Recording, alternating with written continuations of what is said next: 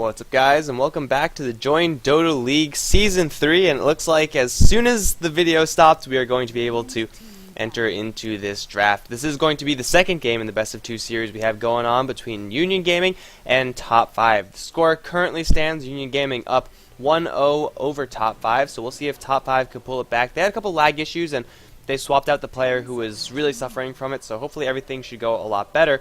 But this is, as usual, presented on HeflaTV 2. I'm Mike Loris, one of your casters, and I am still joined by Grandis V. Yeah, last game, the Ember Spirit, I think it was mostly due to the lag issues, but it really did show. He wasn't able to land his Sleight of Fist Chains combo consistently, and he never got any farm at all. He was sitting on Phase Drums and Ghost Scepter at the end of the game, and he wasn't relevant in any shape or form. Towards the end, Union Gaming were able to pull together the teamfight combo in a really big way, and there just wasn't much Top5 could do about it. The rest of the heroes were having a pretty good time in the early laning stage, but it just didn't last. They didn't have anything to combat what Union Gaming were bringing to the table in the amount of carries that they had. Towards the end, that Naga Sirenton just in very hard into a carry and actually ended the game with Manta-style Radiance Aquila, which is ridiculous at 35 minutes in for a Naga Siren that starts out as a support. So even if that game went late for Union Gaming and they were trading evenly, they're still dealing with a Naga Siren that they can always fall back on. They didn't have to, and they were winning the game without it, but it's always an option for them. I think this game is going to be quite a bit different. It's going to change the synergy inside the team for Top5 having a new support, or stand-in, excuse me. But then again, it's also going to give them a new chance to shine here. It's also going to be the same thing kind of going on for Union Gaming. They have Zek coming in instead of Sad, whose Centaur eventually did have some pretty good stomps. Like, he landed a 3-man, a 2-man, a couple of 2-mans actually.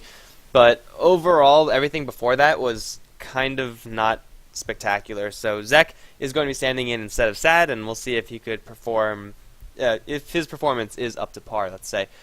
Bans are out, and it looks like it's rather vanilla. Lycan is going to be kicked out, Razor, Viper, as well as the Brewmaster, and that's going to let Union Gaming pick up the Death Prophet. It worked game number 1, why not go for it one more time? Top5, they're going to respond by Doom, maybe even a Skywrath Mage, going to get a ton of silencers. Yeah, I think that's a pretty solid way to start out your draft with the two really solid single target silences. If you can catch the Death Prophet before she gets her Exorcism off, and then burst her down, it's really awesome. And then even without getting the silence before Exorcism, Skywrath Mage is a great way to burst her down before she gets a BKB. But instead, they go for another solid support in the form of the Shadow Shaman. I would have liked the Skywrath Mage a little bit better, but Shadow Shaman going to offer a lot of nice single target disables as well as the supports. Transition the towers as well as give them easier access to Roshan Pit once he gets level 6. Yeah, you can't really go wrong with Shadow Shaman. He does give you a lot of that Roshan power that Union Gaming had last time with the Death Prophet, and this game, it's just the dire side advantage, so they won't really have as much to work with, though. Top5, Doom Shadow Shaman is a pretty solid way to open. I'm never really completely on board with Doom first pick nowadays. I feel like longer in the drafts, like the longer the draft goes, Doom just becomes irrelevant in many different team comps, and like this one. Exactly like this. Union Gaming are going to be pushing hard, and they're going to be pushing fast, and Doom can't really do anything in that circumstance. So if this Doom was, you know, the Viper or a Razor or a Skywrath, something like that, they would be able to have a little bit of flexibility. Doom doesn't have that flexibility.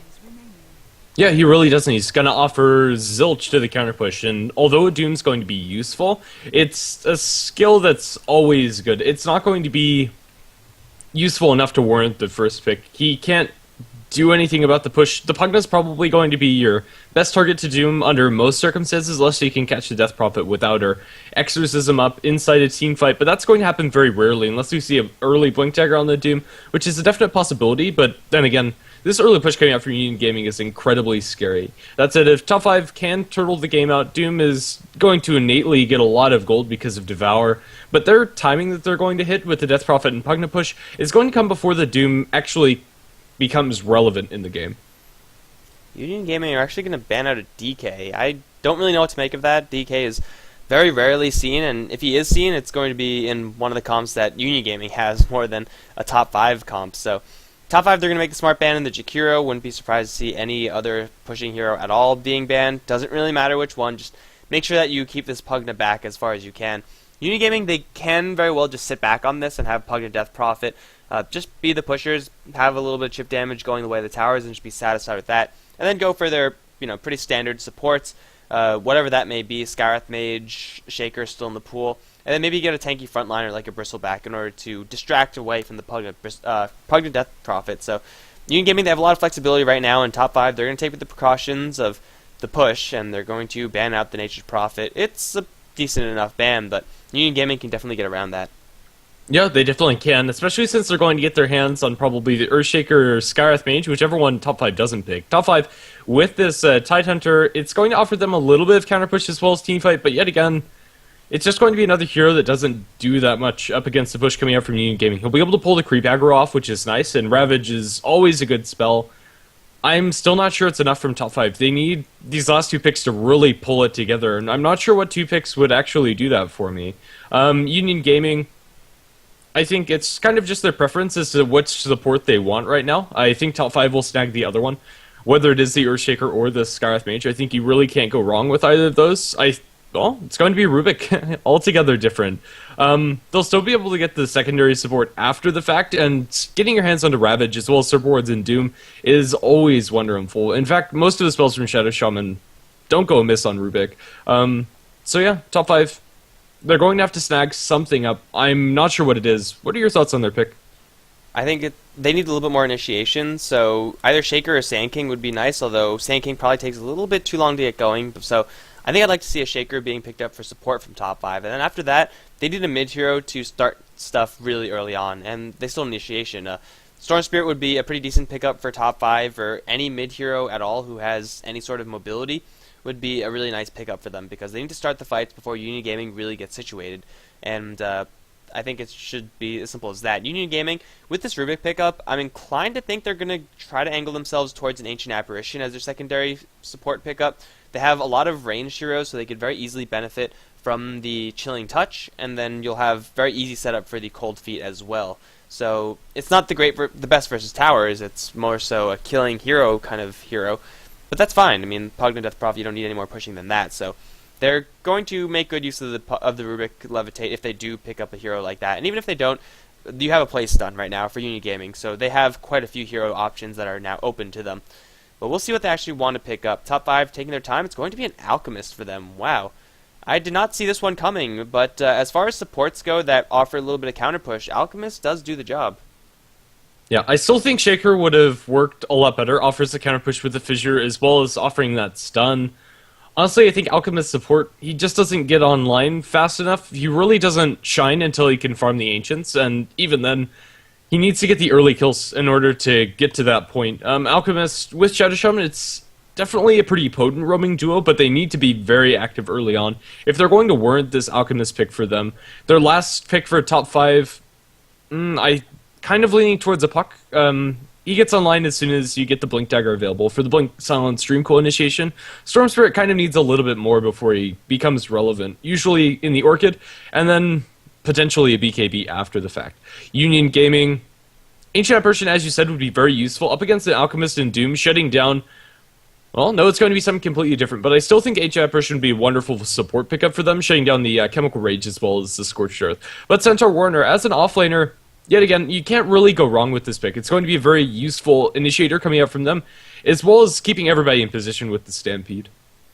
In top 5, they do have the option of putting this Alchemist into a core role and have Alchemist, Tide, Doom be the 3 cores. That being said, if they do want to do that, they are going to be running with 3 core melee heroes, and that's definitely punishable by Union Gaming, especially with a Centaur on the field. So top 5, they have to make sure to not completely jam up their lanes with melee creeps or melee heroes, else they're going to probably get pretty substantially punished, and that's never what you really want to have happen. So I mean, top 5, they still need potentially another ranged hero, and that's a ranged core, probably going to the mid lane. Puck would be a fantastic pickup. Tinker would have been decent as well given the push potential of Union Gaming, but they have quite a bit of time to think about this one, as they know that they're going to be up against quite a bit of aggression, and it's going to be a sniper. Okay. Well, Union Gaming, they don't really have anyone to jump on top of the sniper until Centaur gets his blink. Once that happens, this Centaur is going to have a great time, and Sniper is going to suffer, but that's kind of to be expected. What do you think about this pick? I I think it's a little too YOLO. Sniper needs a little bit more before he actually contributes. Although he's going to be nice for the assassinates as well as your headshots off and on, it's not until he picks up an item or two before he actually does anything. And although the sniper is going to be safe up until that point, once he does pick up an item, it's either going to be BKB, in which case he's going to be safe throughout the Centaur initiation, or it's not going to be BKB, and he's going to die instantly. If he goes for BKB, it's a case where he has no damage, but he lives, and if he doesn't go for, or if he does not go for BKB, yeah, that's right, he's just going to straight up die. Now they have an arrow initiation as well. That could also snag the sniper in the backlines. Although Rubik lift into arrow isn't the most guaranteed of initiations, it's still pretty solid, and this Union Gaming supporting duo could put a lot of work down onto the map. It is going to be the stand-in playing on the sniper. Top 5. I'm not sure how this is going to work for them. I hope that the sniper pick's going to be wonderful, and also it's a lot of fun to watch a sniper do well. Sniper is probably not going to have the best game, though, just being against so many dangerous heroes, potentially. He will, for the most part, get a lot of free time to right-click things, seeing as though if the Centaur blinks onto someone else, or initiates on anyone else but the Sniper, then Sniper will have a lot of free time and free space. But if it's actually going to be relevant, the Sniper needs a lot of farm in order to do something with that space. And if he doesn't have farm, then he will be doing nothing. Headshot is not going to be too spectacular, so we're going to have a couple of connection problems, but UG, they're not going to pause just yet. We're going to go over what we have on top 5, because right now, Patzel, he's playing the Doombringer for them. Fly is going to be on the Shadow Shaman with Linga supporting as the Alchemist. And that is going to leave Baby on the Sniper heading towards the mid lane. And that leaves Bob, the Tidehunter, going down towards bottom. And on the side of Union Gaming, we're going to have the offlane Zender playing on the Centaur Warner in mid. We are going to have Ciderlin playing on the Death Prophet in the safe lane tri-lane. Or at least that's how it's going to start. It's going to be composed of Benyaz on the Pugna and the supports. We're going to be Rubik, played by Jericho, as well as Marana, handled by Zek. I'd expect the Rubik as well as the Marana to roam for a good portion of this early game. Although, yeah, they're probably going to start out just securing Benyaz a little bit of early farm so that he can combat up against this Tidehunter effectively. Once they do give him that early start, Pugna should have a wonderful time 1v1, and they could be free to kill the Sniper in particular. If they land an arrow, Sniper is going to die. Yeah, and he's got to be so careful in this middle lane. It's not even just an arrow he's going to die. If he gets lifted up, then he does stand a substantial chance of dying as well. So either way, the Sniper's got to make sure that he keeps his ass safe. And with this Observer Ward being placed now by the Tidehunter, it's going to help incredibly. Like, it'll spot out the rune, only an illusion, so it's going to be for the most part irrelevant. Might block off an ancient camp or something like that. But this Observer Ward is going to keep the Sniper safe. And UG, they don't have any smokes just yet, so the Sniper is probably going to be safe for the most part in this game, until either smoking happens or until UG take a path that's more closer to their mid lane tower to try to get to that Sniper. Either way, it's going to take quite a long time. On the side of top 5, their tri-lane is going to be composed of a Doom, who's going to start things off by getting up a creep, as well as the Alchemist and the Shadow Shaman. Alchemist and Shadow Shaman definitely can kill the Doom, although it's a lot harder than just the lift into arrows setup. They probably have to drop him pretty low before going for it. Right now, Zender is not looking too healthy and has no regen to speak of, actually. Not sure what he was buying on the career. It is going to be a Ring of Protection. This Centaur Warner build is questionable. He goes for return first, then doesn't come into the lane with any regen. Alchemist is going to enjoy the first lane of creeps as the Doom's just going to be straight up jungling. Very interesting. Coming up for top 5, a very greedy way of playing this. It could work out as long as the Rubik and the Marana don't start roaming. Especially if Zender is going to go into the lane with no sustain. He's not going to be able to do anything. He's probably going to be forced back to base at least once. Well, he's going to have a salve shipped out to him, which is going to be completely necessary, but it's been so long since I've seen anyone, like in a pro game or amateur game or anything, and even in my own pubs, to load out without regeneration. That's just suicidal. Like, if you get caught, like right now, he might just very well go down. They're going to dive this one. Need a shock to kill him off. Fly, taking the tower, though. He's going to go down unless the aggro is pulled. One more shot, that's going to be the death of Fly. Oh man, top 5. A little bit too greedy, and they don't get the Centaur. At least no one from UGA actually hit the Shadow Shaman. That could have been a lot worse, but still, the Centaur is going to have to deal with one fewer hero in the lane, at least for a little bit. Unfortunately, I don't think he got experience from that either, so the kill was essentially off in no man's land. It could have been a lot worse for top 5, all things considered, but now the Centaur is going to go towards his Tranquil Boots. He'll have them soon enough, and once he has that, suddenly any harassment that top 5 throw the way of the Centaur is not going to stick. And really, this is that's going to be crippling to this lane. The Doom should be fine versus the Centaur 1v1, although Centaur, he's not getting pressured back enough. I feel like top 5 might have just become a little bit complacent with this status. They need this Shadow Shaman here all the time in order to pressure the Centaur, because Alchemist can't really do that. No, he can't. The Shadow Shaman dying there is going to give a little bit of extra gold to Union Gaming, but as you said, not very impactful. But Cinder is going to have his completed Tranquil Boots almost immediately, so yeah, that's going to be time where the Centaur can now actually sit pretty comfortably in lane. The rotation's going to come instead. Down to bottom, maybe Fly and Linga are just looking for the big wraparound on the Centaur. This is not a very straightforward kill, and they're actually going to consider going to other lanes, back and forth, up to top to go. Linga not channeling the stun just yet, but the Centaur is going to buy his Tranquil Boots at the side shop, so this might be an opening for them to get the stun, and well, they're going to channel up on the Alchemist as he's running the wrong way. Zender going to go towards the side shop, and now he's going to be shackled in place. Will he be shackled in place? Fly. He's not going to get in range. There it is. Going to be very long-range shackle. And now the beatdown comes out from the Alchemist as well as Patzel. And they'll draw first blood on the Centaur. So this lane completely equalized back towards top 5. I'm not sure why the Centaur ran to the north. I think that pretty much just secured his demise. If you're on towards south, he would have at least had a better chance of surviving. Yeah, I think either way, he was pretty much screwed. He was that far out. But running towards the north is just not the way to escape at all. So it is going to be first blood drawn by top 5, and they get the Centaur kill after all. And now, baby, he's going to be dove by a very fast Death Prophet. The Crypt Swarm's going to miss, though. Sidrilin, what you doing, man? That would have been a very, very easy kill for the Death Prophet. But I guess just Fog of War is a little bit too inconvenient. He's going to go in for this one. He has one more Crypt Swarm. And he's going to hit baby. Needs 2 more right clicks to finish the sniper off. Maybe 3. There's 1. There's 2. And the stun does come in from Linga, but it's a little bit too late. Cedrillin has already killed off the sniper, and then he is off with the rest of that haste stream. So the Death Prophet does kill the sniper, though it did take a little bit longer. That's going to give Death Prophet a nice little advantage. And then, of course, gets rewarded for good play, or for mediocre play with the regeneration rune. So I guess that's just karma. As the bottom lane push, wow, it went really early. I thought it was going to come a little bit later, but Pugna with all the ranged heroes to do the damage as well. They bring down a tier 1 tower 4 minutes into the game, and you're probably going to not very often see towers drop that early, as Fly is going to get a shackle up on Cinder, up on top lane. The Hoof Stomp is there, double is available, trying to kill off Fly with it. It won't be enough. 50 HP, the Shadow Shaman survives, and they get yet another kill on the Centaur. Yeah, Centaur, it's just not his game.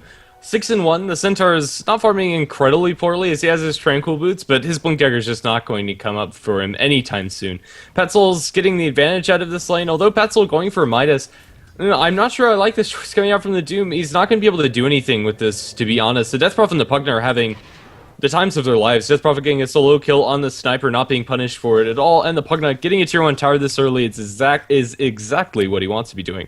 Pugna going to be going for the mechanism for his team with a headdress already completed. Still quite a ways away before that, but once they have that tool, Union Gaming, they're probably just going to start 5-manning down towers, and it's up to top 5 to do something about that. They have level 2 Shrapnel to be annoying, but that's about all it's going to be. Mid lane, Zek looking for an angle on this sniper, and baby is pretty easily read at this point. Doesn't really have many places to maneuver. Mirana looking for that angle still, and there's the throw. No, there's the throw. As soon as the creeps come in, that's of course the best time to throw an arrow.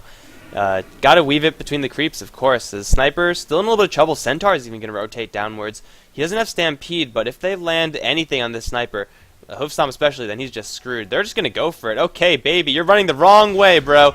That's going to be a Hoof Stomp and a double edge. Arrow follow-up, and there's a double edge. Killing off Sniper for the second time. Now Excellent is popped, and well, after that Sniper kill for the second time, and now this tower destruction, oh, they're going to go for Benyaz. He's going to drop down the ward. It's not going to do nearly enough. He's going to be beaten down. Fly, he's going to drop pretty low, but Jericho doesn't have enough damage to actually kill him off. So it's a 1-for-1 trade around the map, but losing towers, and off of that, the Doom's Midas is looking just so much worse. You need so much space and farm and time to get this Doom Midas really going, and I don't think UG are going to give that time to the Doom. I don't think so either. Despite the Pugna dying, he bought out his Buckler recipe before falling, so it's still not going to be the worst trade for Union Gaming, even though they do lose a pretty important hero to their pushing. They're still not going to delay the mechanism that much. And, well, now the Centaur, after the 2 tower distractions, is halfway towards his Blink Dagger, when I thought he wasn't going to be able to get that at all for quite some time. At least until 12 minutes, but we're probably looking at a decently fast Centaur Blink, as long as he doesn't die again. Still waiting for his level 6. Once he has that, the Sniper just can't show his face very comfortably on the map, as they can just run into him, lift him into an arrow, stomp him down. Baby is not going to be very healthy, and this Sniper has next to nothing. Well, we'll see if anyone could actually put Baby into a corner. I'm not, okay, I'm sorry. I won't do that again, but Baby's not getting anything, and he's actually gone for a Sage's Mask, which I have no idea what that's going to turn into. Most likely a Ring of Aquila for him, but it's 7 minutes in, and your mid-lane solo hero doesn't have a Ring of Aquila yet. You know you're in trouble. Citadel, in the meantime, has Phase Boots and almost Drums, so pretty absurd farm from the Death Prophet. Fortunately for top 5, they have 1, 2, 3, 4 stacks of Ancients that they are currently clearing. Between Acid Spray and Anchor Smash, these Ancients are not going to stand a chance. Amplifying the damage of the Anchor with the Acid is a pretty nice combo. There's a Stampede up for top lane, but that's not going to do anything, and the arrow also misses, so I don't know what just happened up here, but it was ultimately nothing. It's going to be just fine for top 5. As long as they could burn cooldowns and just keep everyone from UG back, top 5 are going to be more than happy with that.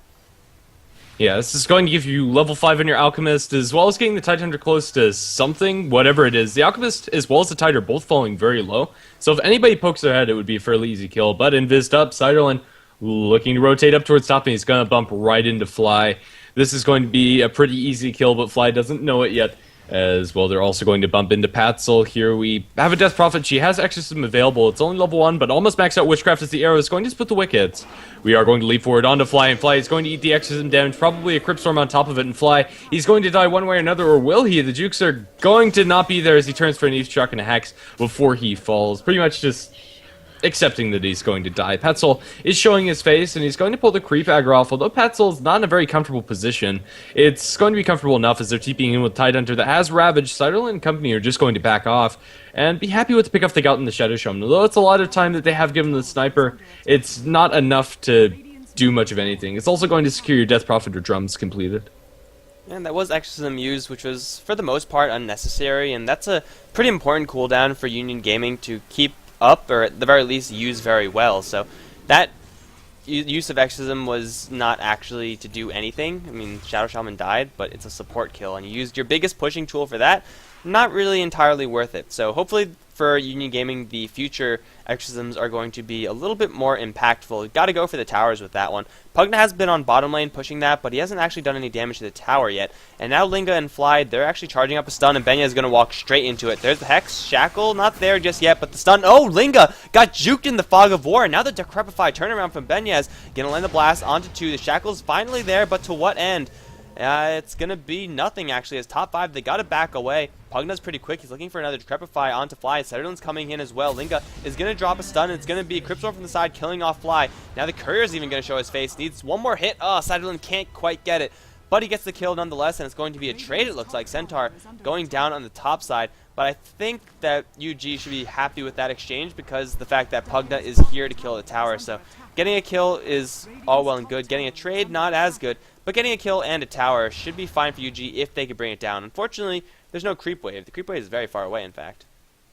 Yeah, I'm not sure they're actually going to be able to get this. And the Centaur dying with as much money as he did, getting very close to Blink Dagger, it's going to be very unfortunate that Union Gaming lose that Centaur. So, yeah, you're looking at about half damage on that tier 2 tower. It's going to be a win for top 5, although not a huge win by any stretch of the imagination. Fly would also love any amount of farm that he can find. Sniper has been left alone for the last couple of minutes and does have his phase boots now. So Sniper, if he's completely ignored in the fights, can do something, but it's still not enough. This Sniper needs at least one big item, and he's nowhere near that. Currently, less farm than Tidehunter, since he hasn't been able to rely on the stacks. Blink Dagger is up for the Doom. Will allow them to have a little bit of a cleaner initiation, as they don't have any other way to jump in. But now with the Blink Dagger on the Centaur, the tools are coming out just as fast for Union Gaming, and now up to top, they go with their mechanism as well as Blink and Blade. This is go time, and even the Tidehunter is not going to be safe. Kraken Shell, it's just too many heroes to save you from that. It looks like they might just straight up go for him. The Centaur ultimate's going to be deployed as now they blink Hoof Stomp. Double Edge is going to come through onto the Tide, and they'll zap him down. Rubik gets that with Fade Bolt. Exorcism pop. They jump in with Fat Soul, looking for a Doom potentially. They're going to lift up Fly, pull him back into the Death Prophet, and the Pugna Blast. They're just going to blow him to shreds. There is a Centaur. He's also in reserve, and this tier 1 tower is all but forfeit. One more Pugna Blast, one more auto attack from the Death Prophet is all that they're going to need. And there's very little stopping them from going for more, with the exception being Sniper in mid lane. It is going to put some damage damage onto this tier 1 tower in mid, although that's a pretty easy deny for the Mirana if she's able to find it. Now they rotated on it. They're not going to find the deny. Sniper might have just given up his life for this, however. He's going to be lifted up by the Rubik, pulled back into the arrow. Beautifully comboed. Baby looking potentially for the kill, but now the hoof stomp double edge is going to deny that from him, as Zek is also going to survive. Shrapnel stolen by Jericho. A pretty solid spell to steal, especially since it's maxed out. Not the best, not the worst, but still. Sniper life for tier 1 tower last hit. Probably not worth it for the sniper, despite being a decent amount of gold for himself.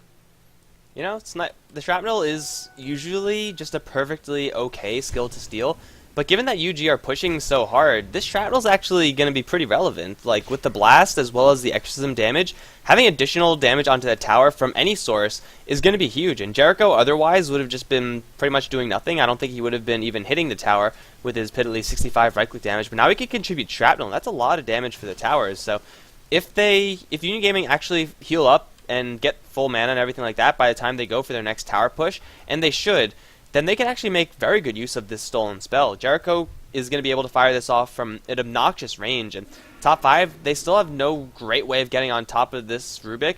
They have Doom potentially, but if you jump in and Doom a Rubik, that's a huge win for Union Gaming, and that's not what you want to do if you're top 5. So there's a pretty nice opportunity now for UG as they do use Moonlight Shadow to try to get themselves closer into the mid lane. Mirana only has 1 point arrow, so that doesn't actually do that much damage, but if they catch anyone with that stun, I'm pretty sure they're going to get a kill. They're not going to find anyone just yet, but they still are not spotted out by top 5, who seem to smell something is around. They are going to refill up the mana pools, and Jericho is going to be the last one to join this fight, but it looks like it might be a 4v5 as Benya is getting hit with a Doom and a Ravage. This is a very dead Pugnus. He gets assassinated as well. Nice 2-man hoof stomp, but I don't know if it's going to be enough. Exorcism is going to work on the Patzel. Will bring him down, but from the back, Fly comes with the Serpent Ward deployed. He's going to get 3 kills for his team instantly. He's going to get burned down within the Exorcism. Now up into the air, the Death Prophet goes, trying to dodge a little bit of damage. Here comes the Rubik. He's going to steal Chemical Rage and is actually going to try to go for Linga. I don't think that's going to happen as Sidrulin is on the run from the sniper. One more hit will kill her off. Now Jericho is awkwardly in this fight as well. Another stun is being lined up. Another Gush as well. Baby has an assassinate available, and Jericho doesn't really have anywhere to run. Gush is not going to be there. The shrapnel is there. Need the Gush. Where's the Gush? Looks like Jericho will survive for now. But Union Gaming, they get fully initiated upon. Arrow's going to fly. Tidehunter juke right into it.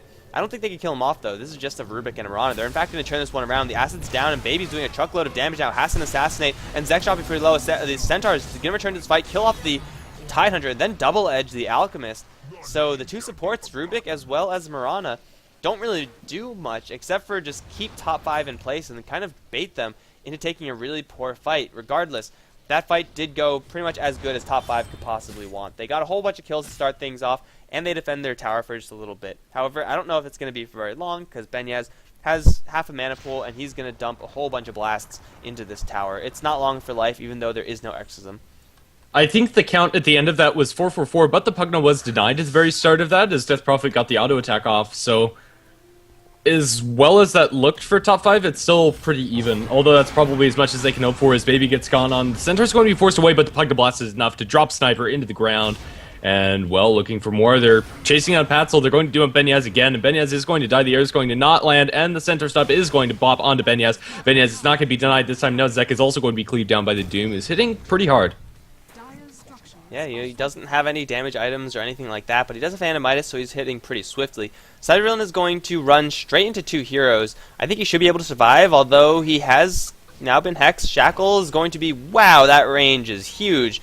No follow-up, though. He's going to throw the jump into the air. Nia wants to fight this? 1v4 me, bro. He's going to get stunned with the Unstable Concoction. He will kill off the Shadow Shaman and then try to book it. The stun is going to stun Linga. Now to turn around with the Crypt Storm. Linga does have the regeneration, and he should be just fine, although the Tidehunter not as lucky. He's going to be burned down by the Death Prophet. She's doing a 1v4, and she's winning very handily. Going to catch Linga. The damage is going to be there. That's a triple kill for Sidrulin. Oh, please, Sidrulin, make it 4. He's looking for the Yule Scepter onto Patzel. Has more Exorcism, just a little bit, and he's going to get a nice Exorcism, a little bit of damage onto Patzel, but now he's completely out of gas. But here comes the Centaur, who's at full gas. He's going to annihilate the Sniper with a double-edged stomp, but the Crypt Storms follow through. That's going to be the death of him. Now Patzel going to try to turn around. The Serpent Warriors are going to town onto the Death Prophet, but Centaur's the one trapped in there. Fly dropping very low. He'll get a Shackle onto Sidrulin. It's not really going to help him that much, because here comes Jericho. It's a Rampage for Sidrulin. Needs one more Crypt Storm, and it'll make it a double. Please double. Yes, double Rampage for Sidrulin. Oh man, that was a 1v4 that turned out so very well. This Death Prophet is now level 15, and top 5, they just made a huge blunder. I don't even know what to think about that last fight. Double Rampage off of going 1v4. Well played to the Death Prophet. One of the biggest things happening there was the Death Prophet juking to get the Alchemist to stun himself inside the woods, and he just ripped everybody apart with the exorcism. You just can't fight into that.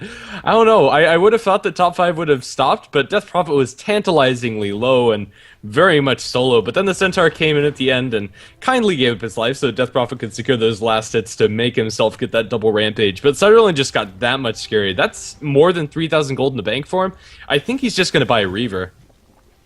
Hell, you could buy whatever the hell you want, just as a victory item. Go for an Eye of Scotty, why not? You earned it, Death Prophet, because no matter what happens, this game is a moral victory for Siderlin. After that entire engagement, we're seeing UG's gold graph and experience graph just skyrocket. Not sure where it's going to stop, but take a quick check for items. We got a Blink Dagger completed on the Rubik. The Centaur has Blink as well as Force Staff now up. Benyaz almost has a completed Aghanim Scepter. Zek, unfortunately for Zek, has nothing. But Siderlin, he has spent a good amount of gold and is going to be a straight Reaver for this Death Prophet. Man, they can't even kill her when they're all chasing her 4v1. Their only chance, really, for top 5 is to completely lock her down and burst her down in a team fight. But then, you have to worry about Pugna, you have to worry about Centaur all at the same time. So, I don't know. This Death Prophet is looking awfully terrifying. And now with the Haste Rune as well, I mean, she's pretty much already moving at hasted speeds. 462 permanently is not too bad. So it's going to be incredibly dangerous for top 5. They might want to think that they could defend this tower, but in actuality, they can't and they shouldn't. Well, they can drop the acid spray and delay it as much as possible, but that's about all they can and should do. They are just going to back off, drop shrapnel as well. It's a decent amount of AoE that will shred through the creep wave, but then again, exorcism down as well as a catapult still alive. Another creep wave coming soon. This tier 2 tower is just going to melt. I'm not sure that Union Gaming can fully go to high ground, but they can definitely put some chip. At the very least. They're fighting at Ravage, and they might exercise a little bit of caution. It looks like they will. Just in the enemy jungle. Farm that up while you're here, and that's a Mirana that's going to pick herself up power treads as well as a Bracer. So this Mirana is not transitioning very hard into anything, but honestly, it doesn't matter. Yeah, Siderlin's still an absolute beast. The Doom, despite looking pretty good in the net worth department, a lot of that's committed into a Hand of Midas, so you're pretty much looking at 7,000 gold of effective items, and really, that's all just a Blink Dagger. The Oiler Club, despite building into really useful items on its own, is marginally useful. Patsoul just can't do anything. Alright, UG, they're going to go for a tier 2 push without their Death Prophet. This is incredibly risky, and I don't know if it's actually going to be a smart move for them, as they are, I think, just split pushing a little bit. Like, they don't actually have any intentions of fighting here, because if top 5 came from the south, and it looks like they're going to gear up to do so, then UG don't stand a snowball's chance in hell. But Siderlin still pushing up top is very, very close to that Heart of Tarask, so Death Prophet's going to be incredibly tanky. Then she just needs a little bit of armor, and then suddenly Sniper with no items is going to be doing less than no damage to the Death Prophet. It's going to be really sickening how tanky this Death Prophet is actually going to become, as she does pick up her Vit Booster. 2,000 HP at this point in the game. Take a quick look at some other numbers. Centaur's at 1,200. Doom's at 1,600. Tidehunter's at 1,200. Alchemist is at 900. This Death Prophet is by far the tankiest and scariest hero on the map, and she has Exorcism cooling down. It's going to be a very easy tower destruction, as it is already very low on HP. But it looks like they're going to back up and smoke. They're going to play this one safe. They have a smoke on Rubik, but they're not going to do it. Zek is just going to throw an arrow, and it lands straight into the Tidehunter's face. This is a pretty nice opportunity. Siderlin making sure to get that ultimate off, and now the Stampede is there. Ravage from the Tidehunter is not going to be available, as they do throw the stun onto Zek. It's going to land on Benyaz as well. Looks like it actually will be dodged in the end, but Patsoul forced into the BKB. They pick off the Tidehunter, and UG, they don't really use anything for it. They will take down this tier 2 tower, and then they can go for high ground, as the Centaur are going to find Linga off into the sidelines. Damage drain, the life drain rather, from far away is going to kill the Alchemist, and Pugna somehow gets the tower as well. The rest of the Exorcism is going to be used to just send a little bit of damage to this tier 3, but it's not going to really do too much, as it will just all regenerate the Death Prophet. But Benyaz still has quite a bit of damage to put onto this tower if they choose to do so. I think it's going to be back up, reload, rearm, get the Heart of Tarask, and be happy with the farm that you got, and then wait for the Exorcism to be up one more time, and then try to go for high ground. And at that point, I don't think top 5 can defend. Yeah, I think that's a pretty fair assessment of the situation, as we have a Sniper that's doing very little. The AoE spam is annoying coming out from top 5, but it's not enough. They are going to be working with the BKB Blink Doom.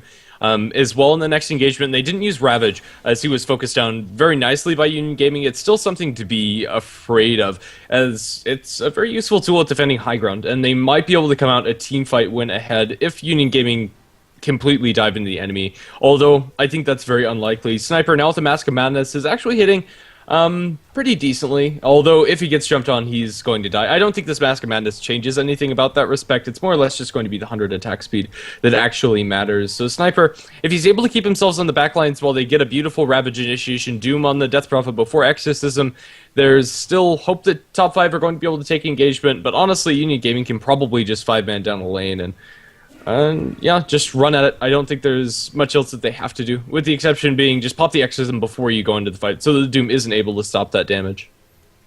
And looks like the choice is going to be the bottom lane. Zinder's still over on mid, putting a little bit of momentum down towards there. Top 5, they do have a Tidehunter in position to perfectly catch UG off guard, and this stands their largest opportunity. They're going to smoke up, though, and UG, they might be able to catch this Tidehunter, though they don't have any ways to get in there except for a Rubik. So Benyaz is going to dispel the smoke, and Ciderlin doesn't. So they should know someone is in this area. The question is, do they know it's the Tidehunter, and can they do anything about it? Because the Tide now knows that the Death Prophet is here as well, and she's smoked up. So Tide should know that he's revealed. But, oh man, Tidehunter looks like he's safe still. Centaur's thinking about it. He's trying to line it up. No, they're just going to ignore it. Exorcism is popped, though, so even if he does land a Ravage, it's not going to be relevant. They're just going to dive right into the enemy base. The Exorcism is going to town on that tier 3. The Tidehunter is a little bit too far away. He's now going to close in, get the Ravage off. It's going to connect onto 3, but Sidelin's still doing the damage. They're going to annihilate Benyaz first and foremost, and Zinder's also going to get hexed up. He's going to walk away from that, though, as Sidelin still right in the front alliance. He's doing so much damage to everyone. It's going to be the Tidehunter to most likely take the first fall, especially with Centaur jumping in for a double edge. That's going to kill him off. Now, Baby, he's going to lift up into the air by Jericho. Stolen Assassinate will instantly throw that one at, looks like Fly. No, he actually can't get it onto anyone. Exorcism is timed out, though. They took down the tier 3 tower, made a 1-for-1 trade, and I think that's about it. Unfortunately for UG, they lost the Pugna a little bit early in that fight, so they couldn't really get as much as they wanted, yet still, it is a pretty nice win for them. Yeah, I would say so as well. There's going to be a window of opportunity when Ravage is going to be down where Exorcism isn't, about 30-40 seconds or so, where if Union Gaming are able to land that window, they'll be able to take the barracks down and bottom very easily, or maybe just go for another tier 3. They could go for Roche's. Oh, they find the Alchemist. The Alchemist's going to be blown up. Now the Doom also fighting up against the Rubik, trying to keep him down. He's just not doing enough damage. Scorcher is stolen by the Rubik. He's going to eat a level death as well. Now walks straight into the Sniper. He's going to fall and be the cost of them sticking around for a little too long, as now we are going to have the Death Prop pick up the double damage and potentially looking to jump into the Career is going to die as Doom blinks after it. Not sure what it was doing there. They are going to hex up Zinder, but Zinder wants to get in there with the Force Staff into double edge, as well as double hoof stuff, and now Pat Soul being focused in. They're going to find themselves 2 kills. Courier probably not worth it, as they didn't have anything on it, and now Tidehunter thrown up in the air. This could be a pretty big window for Union Gaming. Tidehunter is going to survive from now, but with the blink, looking for the hoof stomp, it is going to land, but instantly be crackened off by the Tidehunter. He's earning for all he's worth and trying to escape the life drain. Force Staff double edge from Zender is all that he needs in order to get that kill. That's 3 heroes down. Buyback available on the Doom, but that's all. And now I think this is pretty much going to be another tier 3, if not complete Raxes. Exorcism is available, and Tidehunter Ravage isn't. Even once he respawns, he's still going to have 10 seconds where he can't cast that, and that 10 seconds is going to be enough to get at least 1, if not 2 Rax. We're going to throw the Alchemist up into the air. Centaur doesn't have enough mana to do anything, however, so killing off Linga is going to be rather slow, although it will be, oh, just barely not enough. Regeneration for Alchemist is going to let him survive, but they're going to slide. Oh no, he actually dies. Does he? Oh, did Benyaz just run up and light drain him again? I don't know what happened, but he does die in the end. They're going to take down the bottom racks. It slid down to that lane. Now Baby's going to rush forward, trying to kill off the Nether Ward. Congratulations, Baby, you got it. But now what's the plan? Exorcism is now timed up as Benyaz doesn't really want to be focused right now. Has a Blink Dagger. He's going to start light draining Fly, but he gets doomed immediately. Benyaz not going to be lasting very long in this fight, but Cederlin still right-clicking for all he's worth. It's a godlike streak for him, and Centaur denies Pugda in the back end. They are going to buy back with this Pugna and try to just end the game right here. Ciderlin is still around, though he doesn't actually have that much mana. He's going to land a nice 2-man silence, which will actually get the stun off onto Linga, so that silence does do some damage now. Jericho on the way out. He's going to get chased down by the Tidehunter. Anchor Smash is there on both heroes, and Rubik really just wants to get enough space for a blink out. He has it soon, although Ravage is going to be committed with the Assassinate. The Tidehunter is going to blink out and be just fine, as Benyaz is now facing down a 1v4, and unfortunately I don't think he's as manly as the Death Prophet, though he's certainly going to start trying. The headshot is going to make things almost impossible for him to actually survive that, and UG, they get fended off in the end, but again, they took Raxes, so even though it doesn't look spectacular for them.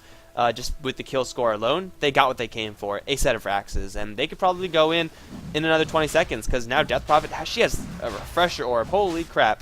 UG, they're so incredibly farmed, and I don't think this Roshan is going to be it for top 5. If they have 3 Aegises, I don't even think that's going to be enough. Yeah, they are going to get this Roshan at the very least, but Exorcism quick down in 3 seconds. If they get Sidle, this could be huge, but they don't have Ravage or anything else to expend on this. And he pops the Exorcism, now into the pit he goes. Silences the Tide Hunter and starts focusing him down. Now the Centaur is going to initiate. He doesn't get the stomp, but the double edge as well as the Exorcism spares the snuff. And now the double edge on the Alchemist. They get the Roshan. Sniper finds himself an Aegis, but it doesn't matter as Patzel being focused down and Baby going to lose his first life. Trying to headshot for all he's worth. It's not enough. And now Centaur is still here as they farm up casually. The Serpent Words and all on the sidelines are going to blow up the Shadow Shaman inside the Roshan pit. Yule Scepter up in the air by the Death Prophet. They blow up Patzel. That's going to be a full 5-man wipe in the favor of Union Gaming. And Aegis or no Aegis, it didn't matter for top 5. That was a desperation move by them, and it's going to be all over. Yeah, that's going to be GG. And, you know, there's a lot of games where you witness a game like that, and you say, okay, well, Death Prophet did really well, but at the end it was the supports that did it. I don't think this is one of those games. This is one where Siderlin just went off, and there was nothing to stop him from the top 5 side. So it was a great Death Prophet. It was a pretty good Death Prophet game, game number 1. It was a fantastic Death Prophet game, game number 2. And Union Gaming, they put the heat onto top 5 early and often, and they walk away with a sub 30-minute victory, and they're going to walk away with this set victory as well, as they do take it 2-0 over top 5. And that's going to mark the end of today's stream, guys. I hope you all enjoyed it. If you did enjoy it, be sure to hit that follow button and get notified next time we go online. Also, if you want to follow us a little bit more in depth, it's going to be facebook.com, twitter.com/HeflaTV. The VODs will be up on youtube.com/HeflaMoke within a couple of hours, I would imagine. As for your casters, I'm Mike Loris. I've been joined by Grandis V. It's been a pleasure casting for you guys, and, well, no 1,000 viewers this time. Maybe next time we're going to have some karaoke. I can at least hope to add your video next to mine. We peaked in Game 1 at 684, but that just doesn't cut the cake. Thanks for watching, and, well, not much more to say. Good job to Union Gaming taking a 2-0 win. Alright, guys. See you later. GG.